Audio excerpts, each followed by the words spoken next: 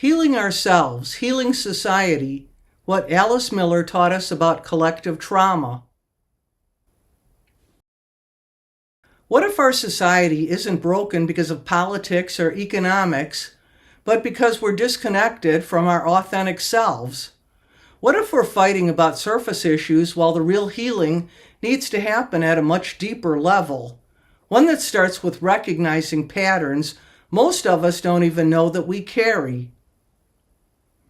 Hi, I'm Marie. Welcome to another episode of Journey Expansion. Today I want to share some ideas from psychologist Alice Miller's book, For Your Own Good. Ideas that might help us understand why we keep having the same conflicts over and over, and what we might do differently. To introduce the framework, Alice Miller was a psychoanalyst who spent decades studying how early childhood experiences shape not just individuals but entire societies.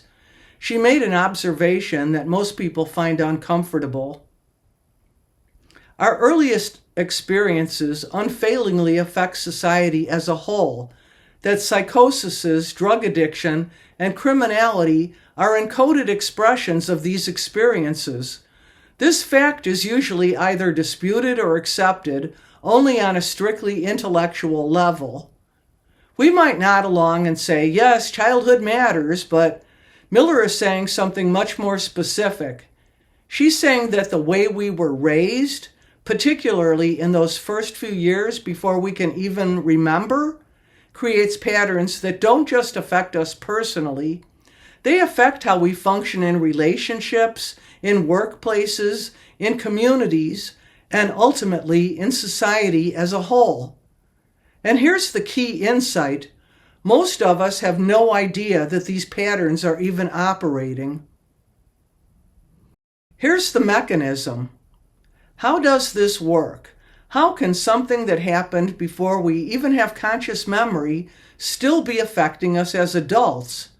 Miller quotes from 18th century parenting manuals to show this wasn't accidental, it was intentional. Listen to this advice from 1748. One of the advantages of these early years is that then force and compulsion can be used. Over the years, children forget everything that happened to them in early childhood.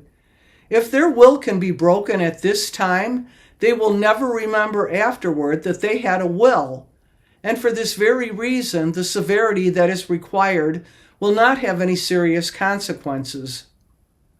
Think about that for a moment. The explicit goal was to break a child's will so early that they wouldn't remember that they ever had one. And it worked. Miller explains, if primary emphasis is placed on raising children so that they are not aware of what is being done to them, of what they are losing in the process, of who they otherwise would have been and who they actually are, and if this process is begun early enough, then as adults, regardless of their intelligence, they will later look upon the will of another person as if it were their own. This is the mechanism. When children are taught before language, before memory, that their own perceptions, feelings, and needs don't matter, they grow into adults who genuinely can't tell the difference between what they want and what someone else wants for them. Have you ever agreed to something that felt wrong, but you couldn't quite identify why?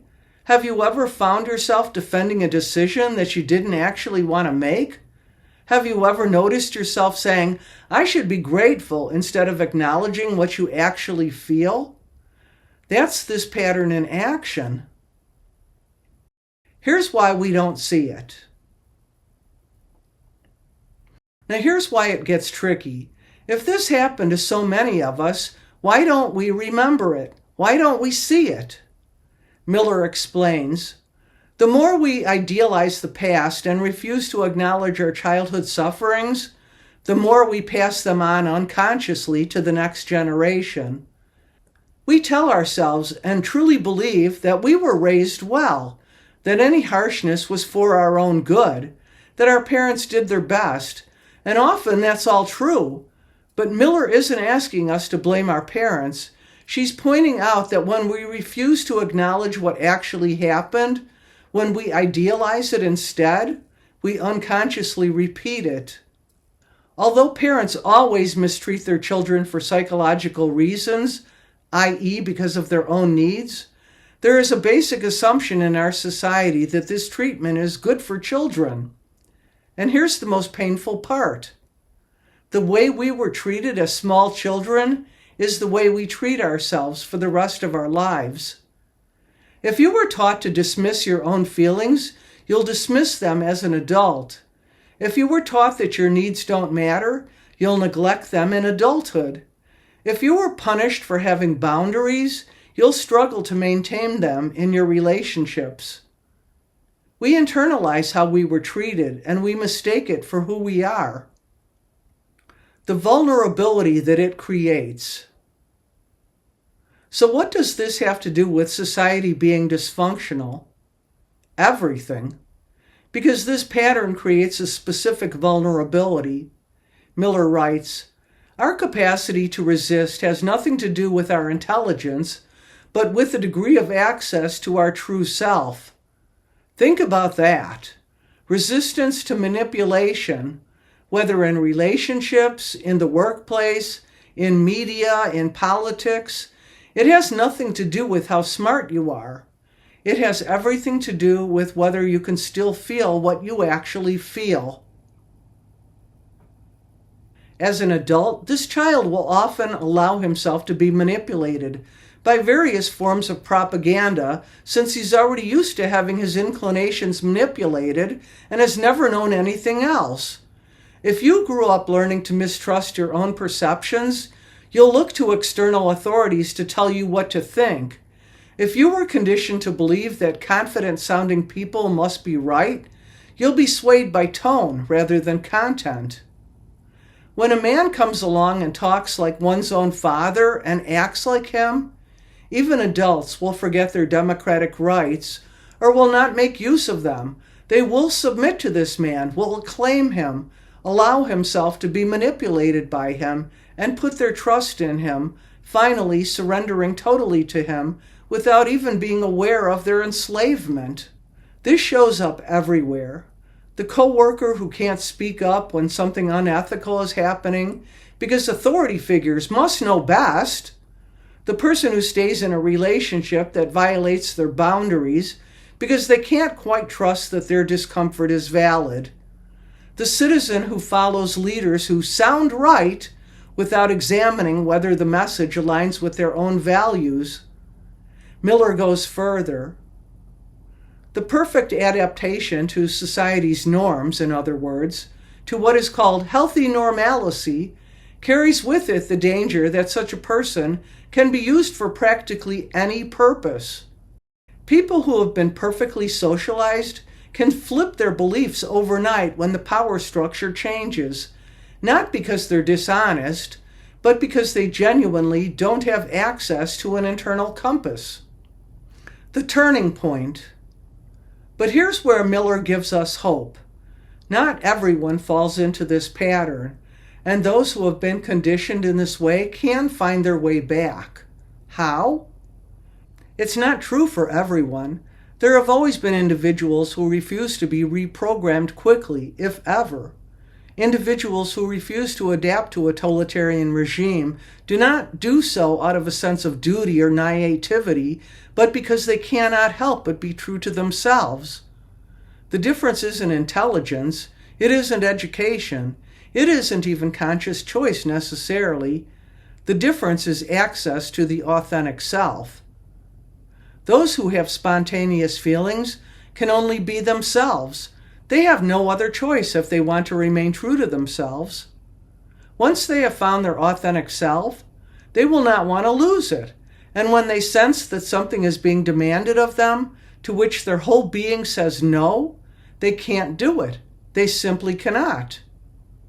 This is what protection looks like. Not rules or willpower or trying to be a good person, but reconnection with who you actually are beneath all the conditioning. When you can feel what you feel, you can't be easily manipulated. When you know what you value, you can't be swayed by confident voices telling you to betray it. When you trust your own perceptions, you can't be gaslit into doubting reality. The ripple effect.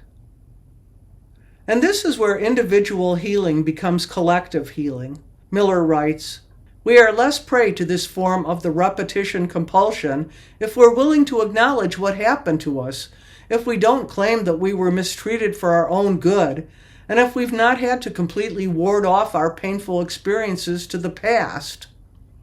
When we stop idealizing our past and start acknowledging what actually happened, not to blame anyone, but to simply see clearly, we stop unconsciously passing those patterns forward. When we reconnect with our authentic selves, we stop being tools for manipulation. We stop participating in cycles of scapegoating and projection. We stop looking for external enemies to carry the parts of ourselves we've been taught to reject. They will not be able to relinquish their lost self for any price in the world. Once you find that authentic self, once you remember that you have your own will, your own feelings, your own perceptions, you won't give it up. You can't. It becomes the most precious thing you have. And when enough individuals do this work, society begins to shift.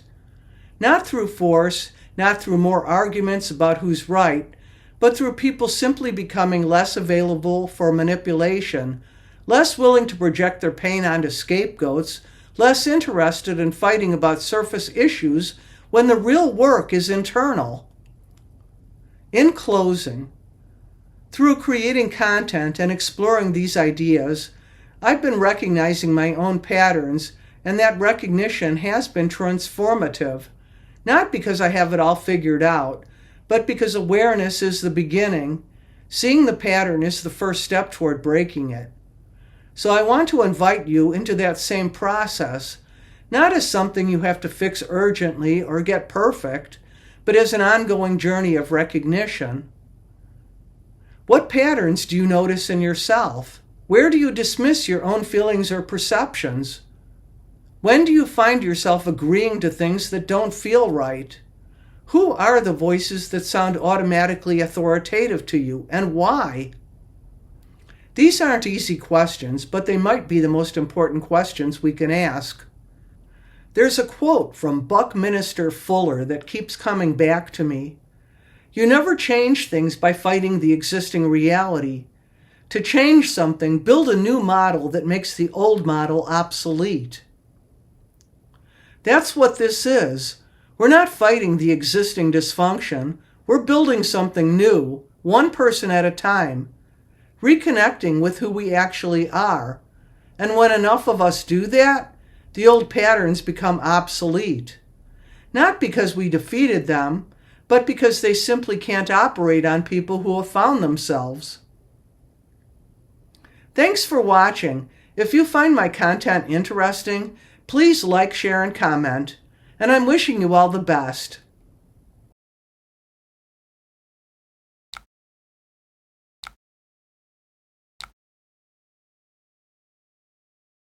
Thank you for joining this chat. Best wishes to you, always. Journey Expansion. Expanding life's possibilities